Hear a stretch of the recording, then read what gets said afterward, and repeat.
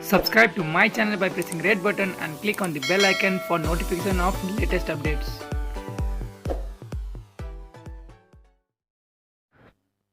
सिंहदरबारको मुख्य गेट अघि नेपाल प्रहरी र चिनिया नागरिकबीच भएको झडपलाई लिएर नेपाल स्थित चिनिया दूतावासले मुख खोलेको छ। चिनिया दूतावासका प्रवक्ता लुअन सिउतानले शुक्रबार राति चिनिया पक्षको भनाइलाई सार्वजनिक गर्दै नेपाल स्थित चिनिया दूतावाससँगको छलफल र सहकार्यमा नेपाल प्रहरीले घटनालाई उचित रूपमा सम्बोधन गरेको जनाएको छ।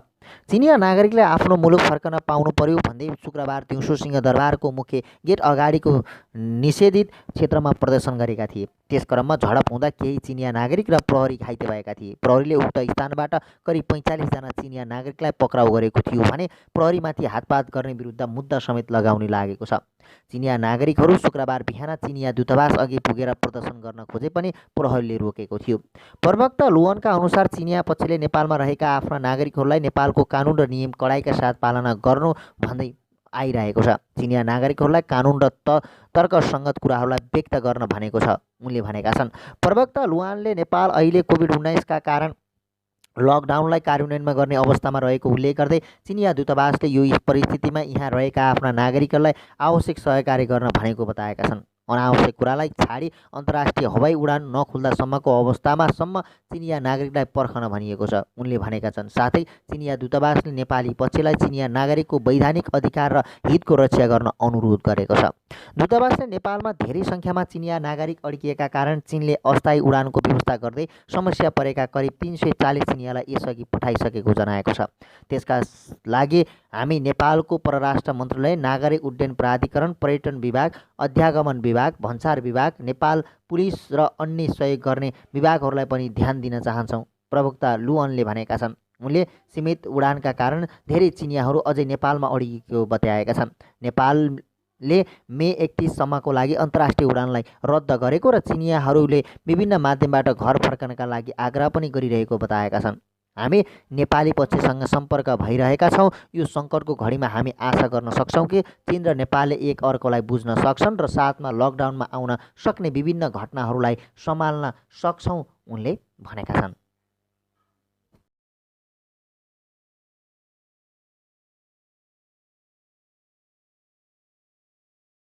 ब्यास र गुन्जी हुँदै लिपुलेकसम्मको सडक मार्ग उद्घाटन गरेको छ।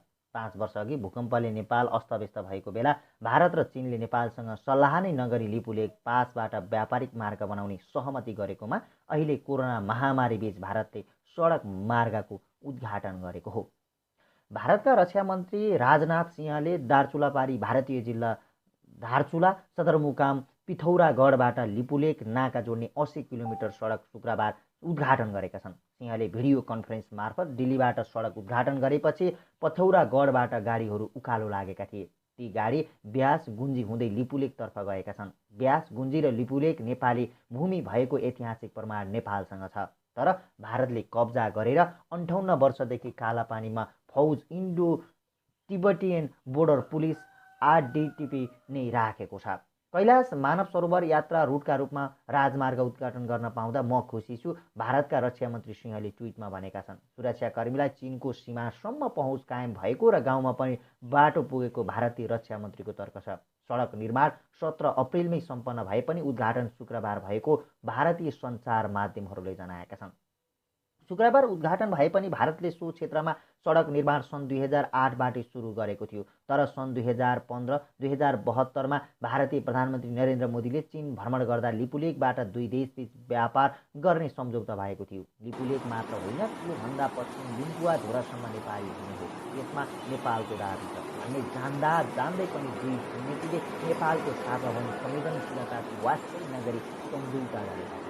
चीनसँगको समझदारी लगत्तै भारतले गुन्जीमा ट्रेड अफिस स्थापना गरेको छ। यो कार्यालयको सुरक्षार्थ इन्डो तिब्बतियन बोर्डर पुलिसको मिठी चौकी परिचालन भएको छ। जुन 1 देखि अक्टोबर 31सम्म लिपुलेक हुँदै भारत र चीनसम्म वर्षेनी व्यापार भइरहेको छ। चीनसँगको सम्झौतापछि भारतले सडक निर्माणलाई द्रुत बनाएको थियो। त्यसो त भारत र चीनबीच भने लिपुलेकबारे यसअघि पनि सहमति भएको थियो। कैलाश मानव सरोवर यात्राका लागि लिपुलेक पासबाट आवत जावत गर्न दिने विषयमा सन् 1954 अप्रिल 19मा भारत र चीनबीच सहमति भएको थियो। दार्चुलाबाट ब्यासी पुग्ने 5 दिन लाग्ने गरिएकोमा र सडक मार्ग बनिसकेपछि 4 घण्टामा पुग्न सकिनेछ। भारतले हिरक नाम दिएर सडक आयोजना सम्पन्न गरेको हो। आयोजनाका प्रमुख इन्जिनियर विमल गोस्वामीले हिन्दुस्तान टाइम्सलाई भनेका छन्, अब दिल्लीबाट लिपुलेख पास 2 दिनमा पुग्न सकिन्छ। दिल्लीबाट लिपुलेख पासको दूरी 750 किलोमिटर छ। सिक्किमको नाथुल र नेपालको हुम्ला हुँदै कैलाश जाने रुटबाट भन्दा लिपुलेख छिटो र आर्थिक रूपमा तीर्थयात्रीहरूलाई सस्तो पर्छ। भारत र चीनबीच व्यापार हुने भनिए पनि अहिलेको अवस्थामा चिनिया सामान भारत नै पुर्याउने हो, त्यसैले लिपुलेख नेपाली भूमि हो भन्ने जान्दा जान्दै पनि व्यापारिक स्वार्थका लागि चीनले भारतलाई समर्थन गरेको छ। उता भारतले व्यापार मात्र होइन, कैलाश मानव सरोवर जाने यात्रुलाई पनि सडकबाटै लिपुलेखसम्म पुर्याउने उद्देश्यले यो सडक निर्माण गरेको हो। लिपुलेख पासवानको मानव सरोवरको दूरी 97 किलोमिटर रहेको छ। दिल्लीबाट रक्षा मन्त्री सिंहले सडक मार्ग उद्घाटन गर्दै अब कैलाश मानव सरोवर जान भारतीय तीर्थयात्रीलाई थप सहज भएको बताएका छन्। भारत सरकारको बोर्डर रोड अर्गनाइजेसन BROले सडक निर्माण गरेको हो। सडकमा लागि सन् 2018मा केन्द्र सरकारले 4 अर्ब 39 करोड 40 लाख रुपियाँ विनियोजन गरेको थियो। इन्डो चाइना बोर्डर रोड परियोजनालाई भारतको क्याबिनेट कमिटी अन सेक्युरिटीले बजेट दिएको हो। भारतीय पक्षले काली नदीको पारिपट्टि सडक निर्माण भएकाले नेपालले चिन्ता गर्नुपर्ने अवस्था नभएको बताउँदै आएको छ। तर काली नदीको मुहानकै विषयमा ऐतिहासिक तथ्य र भारतीय तर्कमा विरोधाभास रहेको छ। ब्यासको छाङ्ग्रुभन्दा माथि लिम्पुवाधुराबाट निस्किएको नदी काली नदी हो भन्ने ऐतिहासिक प्रमाण छन्। त्यसैले नेपालको सिमानामा लिम्पुवाधुरासम्म हो। स्थानीय भाषामा कुटी याङ्दी काली नदीलाई नै सीमा नदी मान्दा गुन्जी र नाभि कालीवारी नेपालमा पर्दछन्। नेपाल र भारतबीच सन् 1816मा सुगौली सन्धि भएको थियो। सन्धिको धारा 5 अनुसार नेपालको पश्चिममा काली नदी भारतसँगको सिमाना हो। भारतले पनि सन् 1860सम्म लिम्पुवाधुराबाट निस्किएको नदीलाई नै काली नदी मानेको थियो। तर त्यसको 100 वर्षपछि सन् 1962मा चीनसँगको युद्धका लागि नेपाली भूमि प्रवेश गरेको भारतीय फौज फर्किएन। नेपाली भूमिमाथिको कब्जालाई वैध बनाउन भारतले लिम्पुवाधुराभन्दा पूर्व लिपुलेखबाट बग्ने नदीलाई काली नदी भनेर व्याख्या गर्न थाल्यो। यसरी भारतले लिम्पुवाधुरादेखि लिपुलेखसम्मको 310 वर्ग किलोमिटर भूमि कब्जा गर्यो। यति ठुलो भूभाग 58 वर्षदेखि भारतको नियन्त्रणमा छ। भारतले लिपुलेख भन्दा पनि अझै पूर्व बढेर नेपाली भूमि कालापानीमा बङ्करसहित ब्यारेक स्थापना गरेको छ। अहिले त्यहाँ भारतको Indo Tibetan border police RTB को संरचना छ। लिम्पुवाधुराबाट निस्किएको नदी काली नदी मान्ने ऐतिहासिक तथ्यहरू अनुसार गुन्जी र नाभि जस्ता गाउँ नेपाली हुन्। नेपालले ती गाउँमा जनगणना पनि गराएको थियो। भारतीय फौज कालापानीमा आएपछि ती गाउँसँग नेपालको प्रशासनिक सम्बन्ध विच्छेद भएको हो। लिपुखोला नै काली नदी मान्ने हो भने ती गाउँ काली नदी भन्दा पश्चिममा पर्छन्। त्यसैले कालीपारी बाटो भन्दा नेपालले चिन्ता गर्नु नपर्ने भारतीयको भनाइ छ। ती गाउँ हुँदै भारतले अहिले सडक लिपुलेख पुर्याएको छ। दुवै नदी छाङ्ग्रुङमा आएर मिसिन्छन् र त्यो भन्दा तलको नदी भन्दा काली नदीमा भने विवाद छैन। लिम्पुवाधुराबाट निस्किएको काली नदीदेखि लिपुलेखबाट निस्किएको खोलासम्मको भूभाग भारतले कब्जा गरेको छ। सन् 1962मा चीनसँग भएको युद्धदेखि नै भारतले नेपाली भूमि कालापानीमा अर्धसैनिक बलको ब्यारेक राखेको छ। कालापानीमा हाल Indo Tibetan border police RTB को ब्यारेक छ, जसले सीमा सुरक्षा र लिपुलेख हुँदै तिब्बतको कैलाश मानव सरोवर जाने भारतीय तीर्थयात्रीको सुरक्षा हेर्छ। भारतले 14 कार्तिकदेखि जम्मू काश्मीर र लद्दाखमा अलग अलग 2 केन्द्र शासित बनाउने निर्णय कार्यान्वयन गरेको थियो। त्यसको 2 दिनपछि 16 कार्तिकमा जारी गरेको नयाँ राजनीतिक नक्सामा सुदूरपश्चिम नेपालको कालापानी पनि भारतको गाभिएको छ। भारतले सो नक्सा सार्वजनिक गरेपछि नेपाली कूटनीतिक नोट पठाउँदै आपत्ति प्रकट गरेको थियो। तर विवाद समाधान गर्न संवाद गरौँ भन्ने नेपालको प्रस्तावलाई वास्तै नगरी भारतले सडक समेत उद्घाटन गरेको छ।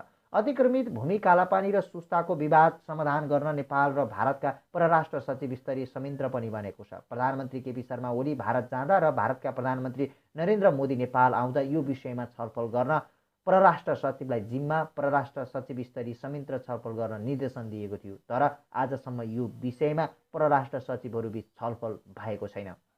भारतले अतिक्रमण नेपाली भूमि एकतर्फी सडक उद्घाटन गरेकोमा नेपाल असन्तुष्ट बनेको छ। यो विषयमा विस्तृत विवरण यथाशीघ्र पठाउन परराष्ट्र मन्त्रालयले दिल्ली स्थित दूतावासलाई शुक्रबार निर्देशन दिएको छ। दूतावासबाट विवरण आएपछि धारणा सार्वजनिक गर्ने सरकारको तयारी छ। दिल्ली स्थित नेपाली राजदूत निलाम्बर आचार्यले यस सम्बन्धमा प्रतिक्रिया दिन अस्वीकार गरे भने परराष्ट्रका अधिकारीले दिल्लीबाट विवरण नआउन्जेल नबोल्ने बताएका छन्। नेपालको कालापानी समेटेर भारतले नयाँ नक्सा सार्वजनिक गरेपछि राजनीतिक टीका टिप्पणीको दोहोरी चले पनि सिमानाका विषयमा कूटनीतिक संवाद भएको